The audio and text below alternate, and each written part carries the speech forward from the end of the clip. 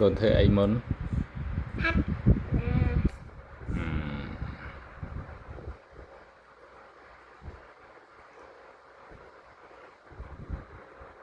លំហាត់ទី1ហ្នឹងផាត់រួចទី2ធ្វើអី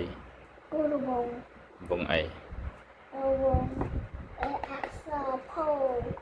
ហើយចុះទី3ទី3ហាត់ពួរហើយចុះទី4ទី4គូរវងទៀតហើយទី5ទី5ណាំកាច់ហើយណាំសរសេរអូខេ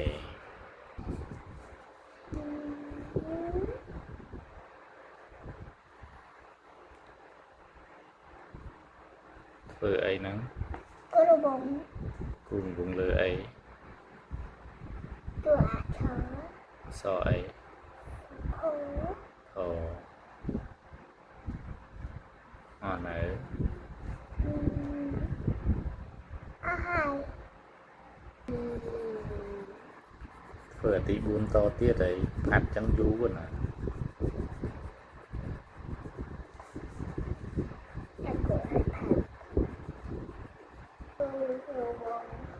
គូវងអី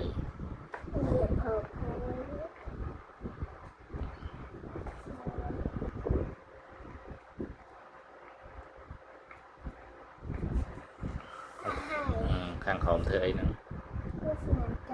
គូស្នាមចុចចឹង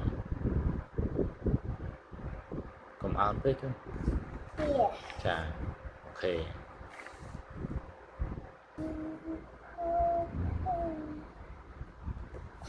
ចាทำទៅ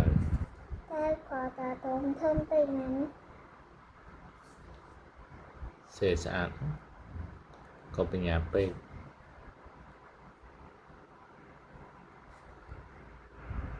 ខំណាស់តិចតែអត់អីប៉ុណ្្នឹងឯងស្អាតហើយម៉ែនេះចិត្តគ្នាអត់អីទេស្អាតហើយ